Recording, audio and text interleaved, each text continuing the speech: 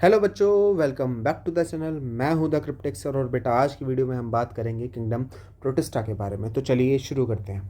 देखो बेटा, जब हम किंगडम प्रोटिस्टा की बात कर रहे हैं तो सबसे पहले तो उसको इंट्रोड्यूस किसने करा था? हैकल ने इंट्रोड्यूस करा था। ये कहाँ रहना पसंद करते हैं? तो बेटा पानी में रहना पसंद करते हैं। इसके अलावा अगर आप इवोल्यूशन देखो तो बेटा मोनेरा से प्रोटिस्टा बना, और प्रोटिस्टा इवॉल्व हुआ तो फंजाई आया, प्रोटिस्टा इवॉल्व हुआ तो प्लांट्स आए, प्रोटिस्टा इवॉल्व हुआ तो एनिमल्स आए। तो इसका मतलब कि प्रोटिस्टा जो है वो फंजाई, प्लांट्स और एनिमल्स के लिए एक एंसेस्टर की तरह काम कर रहा है। तो हमने यहाँ लिखा भी है कि they act as ancestor of fungi, plants and animals. और अगर ये इन तीनों के लिए एंसेस्टर है तो एक कनेक्टिंग लिंक भी तो होगा। किस किस के लिए? फंजाई, प्लांट्स एंड एनिमल्स के लिए। किसकी तरह काम कर रहा है बेटा? कनेक्टिंग लिंक की तरह काम कर रहा है। ये सेक्सुअली रिप्रोड्यूस कर सकता है और ये सेक्सुअली दोनों तरीके से रिप्रोड्यूस कर सकता है। तो ये तो बेसिकली सिंपल जनरल फीचर्स थे। अब अगर हम क्लासिफाई कर ले किंगडम प्रोटिस्टा को based on what? Based on their nutrition. किसके बेसिस पर? न्यूट्रिशन के बेसिस पर अगर क्लासिफाई करें तो बेटा हम इसको तीन कैटेगरीज में क्लासिफाई करते हैं। फोटोसिंथेटिक प्रोटिस्ट, एक ऐसे जो फोटोसिंथेटिक प्रोटिस्ट होते हैं। दूसरे होते हैं बेटा कंज्यूमर डीकम्पोजर प्रोटिस्ट, और तीसरे होते हैं बेटा स्पोरोजोन्स। ठीक है। तीनों में किस तरीके से न्यूट्रिशन डिफरेंट होता है कि फोटोसिंथेटिक प्रोटिस्ट जो होते हैं ये फोटो ऑटोट्रोफ्स होते हैं। ये क्या होते हैं बेटा? फोटो ऑटोट्रोफ्स होते हैं। इसके अलावा अगर हम कंज्यूमर डीकम्पोजर प्रोटिस्ट को देखें तो ये सैप्रोफाइट्स होते हैं या सैप्रोट्रॉफ्स होते हैं। ठीक है। और अगर हम बेटा प्रोटोजोन्स को देखें तो ये holozoic mode of nutrition show करते हैं। ठीक है। तो इस तरीके से हमने प्रोटिस्टा को तीन पार्ट्स में डिवाइड करा है। अब अगर हम फोटोसिंथेटिक प्रोटिस्ट की बात करें तो उसमें सबसे पहले क्राइजोफाइट्स आते हैं जिसमें दो ऑर्गेनिजम्स आते हैं, डेस्मिड्स एंड डायटम्स। ठीक है। उसके बाद पायरोफाइटा आता है जिसमें डायनोफ्लैजेलेट्स आ जाते हैं, और यूग्लिनोफाइटा आता है जिसमें यूग्लिनोइड्स आ जाते हैं। कंज्यूमर डीकम्पोजर प्रोटिस्ट में बेटा हमें स्लाइमोल्ड के बारे में पढ़ना है। प्रोटोजोन प्रोटिस्ट में बेटा हमें amoeboid protozoans, flagellated protozoans, ciliated protozoans और स्पोरोजोन्स के बारे में बात करना है। ठीक है। तो एक एक करके सबको देखते हैं। सबसे पहले हम बात कर लेते हैं बेटा क्राइजोफाइट्स के बारे में। सबसे पहले हमारे पास पढ़ने को आता है क्राइजोफाइट्स।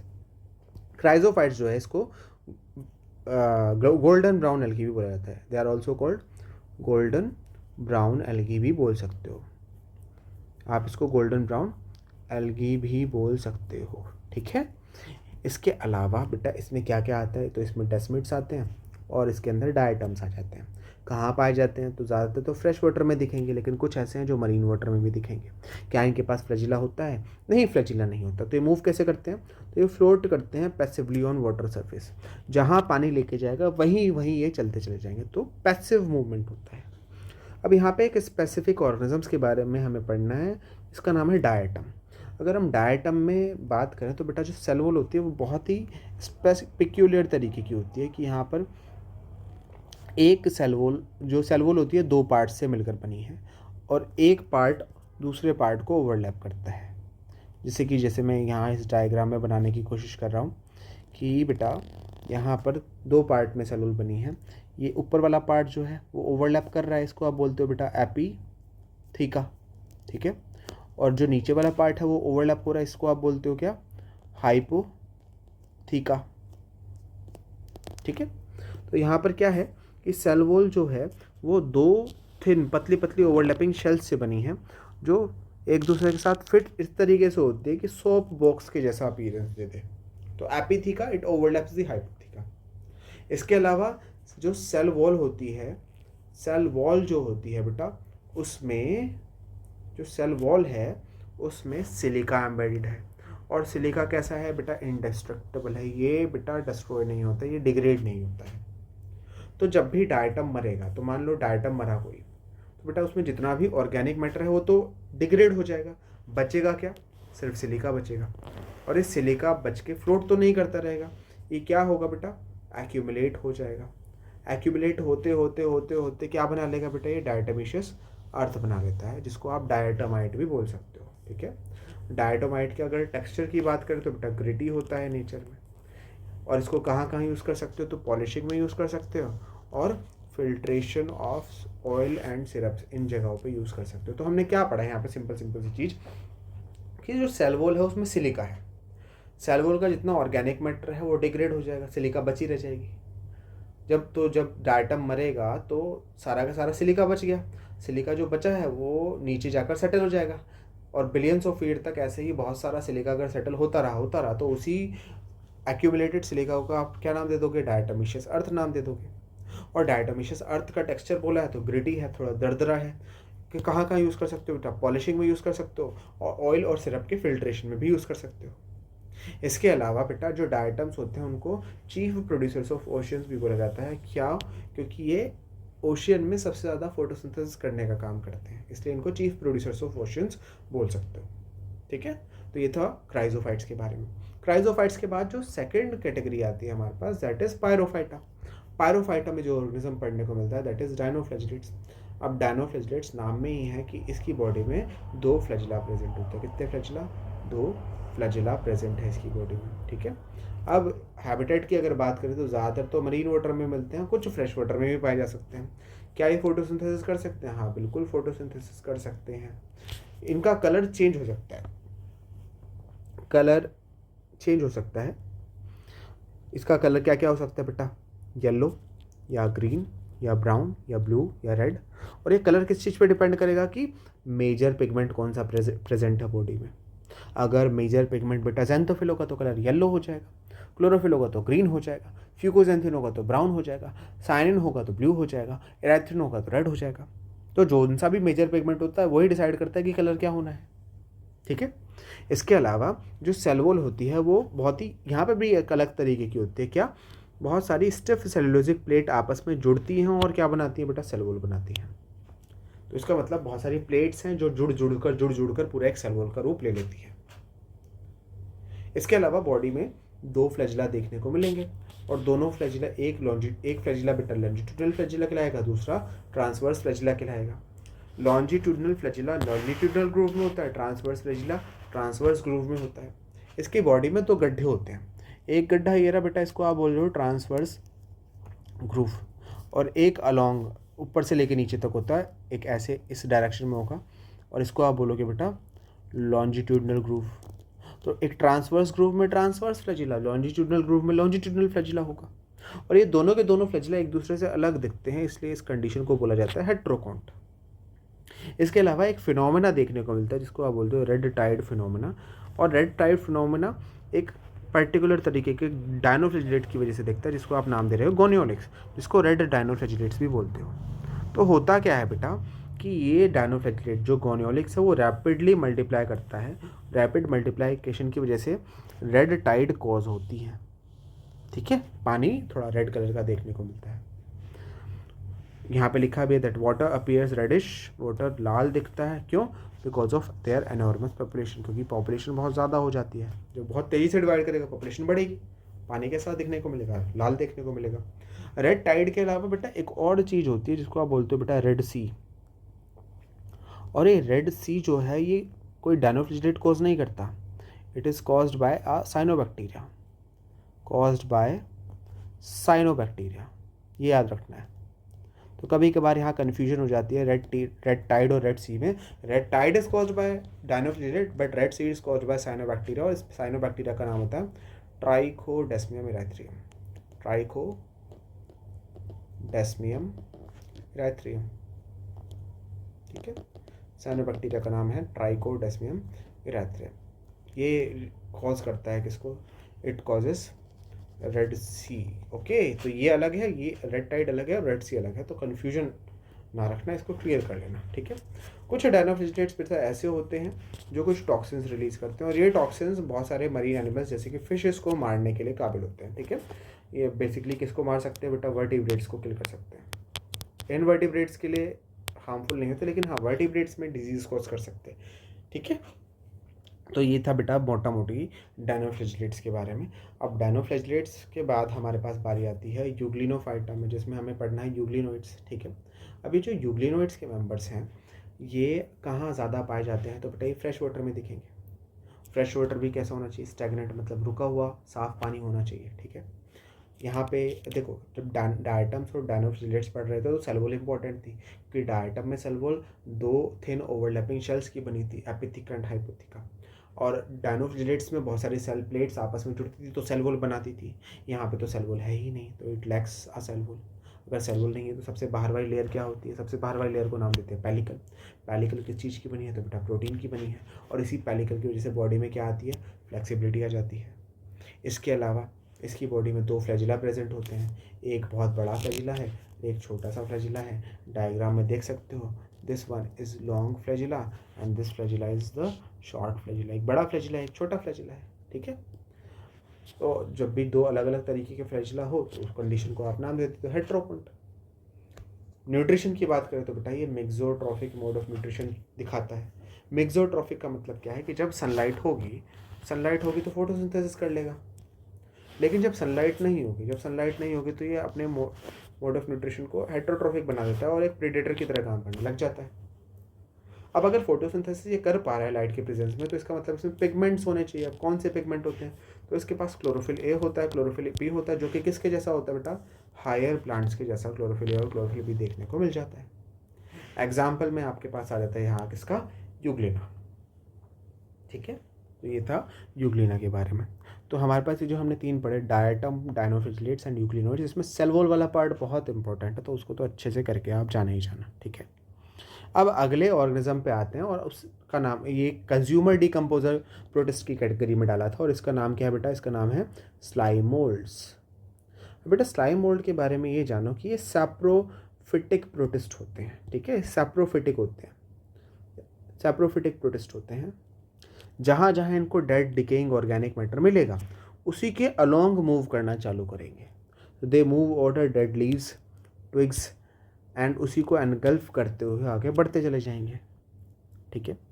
अब देखो यहाँ पर लाइफ साइकिल दे रखी है, इनको आप बोलते हो amoeboid cell, these are amoeboid cells, ठीक है, या अमीबोइड सेल्स ही बोल दो।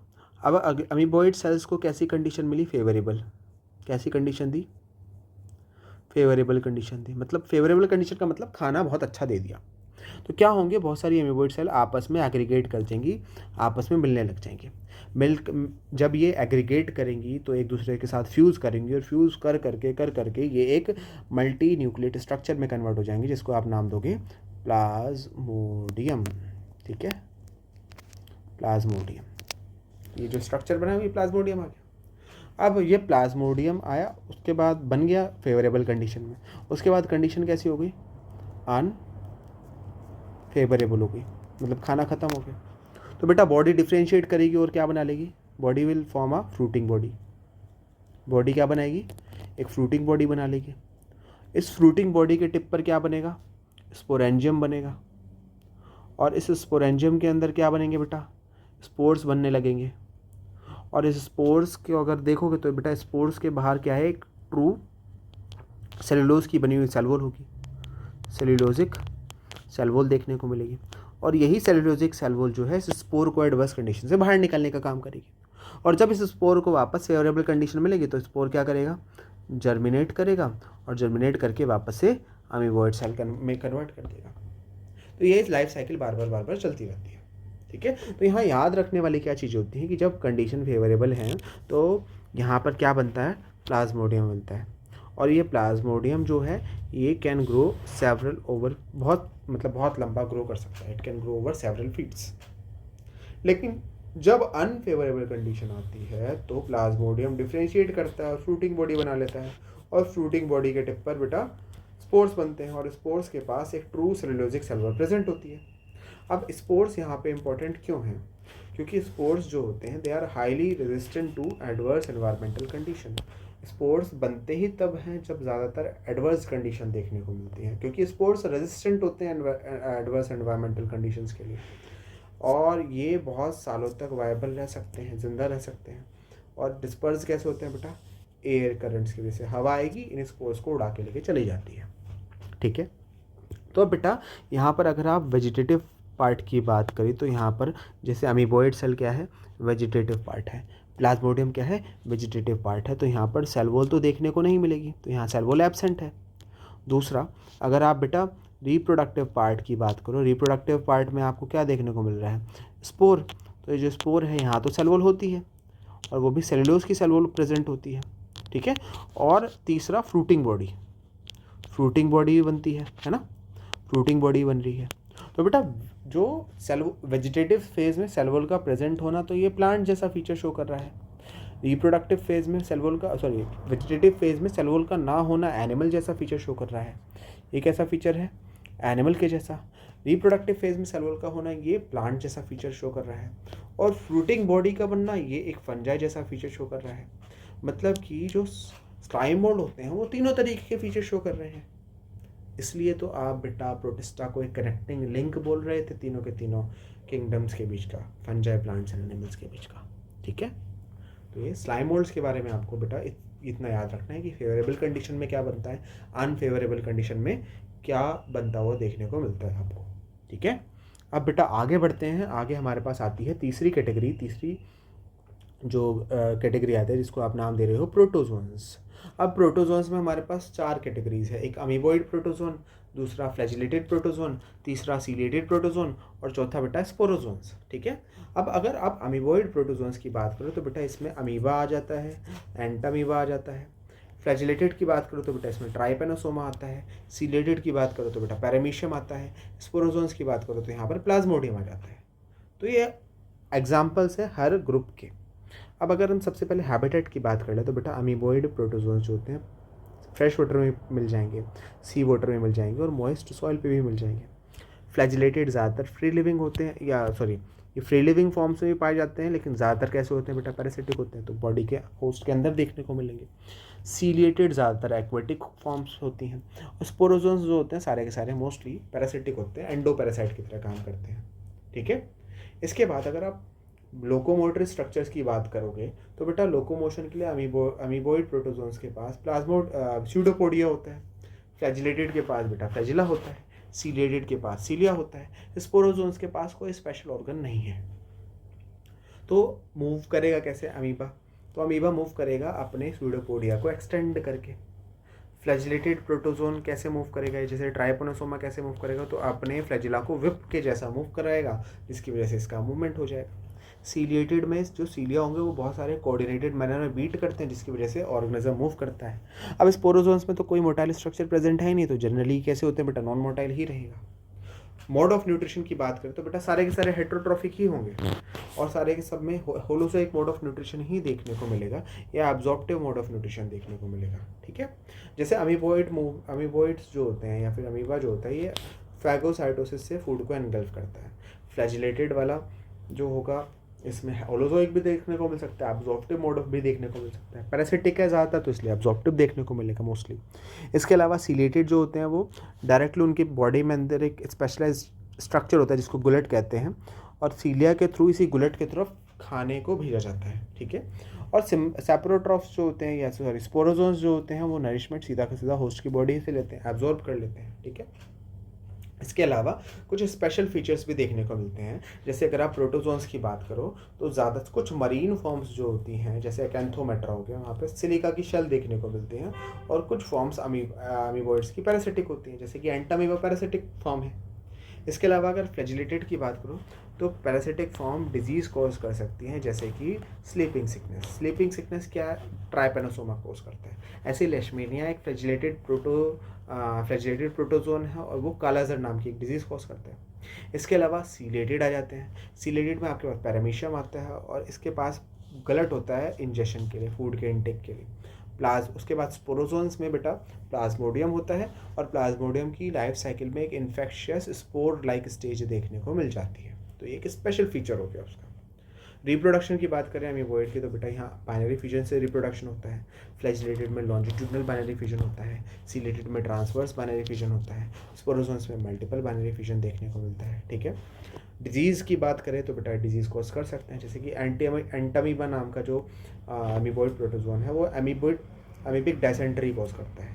ट्राइपेनोसोमा स्लीपिंग सिकनेस कॉज करता है। दूसरा ऑर्गेनिज्म भी मैंने बताया था बेटा लेशमेनिया कालाज़र नाम की डिजीज़ कॉज करता है। और सीलिएटेड जनरली बेटा पैथोजेनिक नहीं होते हैं। प्लाज्मोडियम मलेरिया कॉज करता है। ठीक है, तो ये बेटा एक टेबुलर फॉर्म में आपको चारों के चारों प्रोटोजोन्स के बारे में बता दिया गया है, और आपको इतना ही रिवाइज करना है, इतना ही याद रखना है, इससे ज़्यादा और कुछ याद नहीं रखना नीट के लिए। ठीक है, तो बेटा प्रोटिस्टा में आज के लिए सिर्फ इतना ही। बेटा आई होप आपको ये वीडियो पसंद आया होगा, आपको ये वीडियो समझ आया होगा, और अगर आपको ये पसंद आया तो प्लीज़ इसलिए वीडियो को लाइक करना, चैनल को सब्सक्राइब करना, और अपने दोस्तों के साथ इस वीडियो को शेयर करना। ठीक है, अब हम मिलेंगे बेटा आपसे हमारी नेक्स्ट वीडियो में। तब तक के लिए आप बेटा पढ़ते रहिए, मुस्कुराते रहिए, एंड थैंक यू।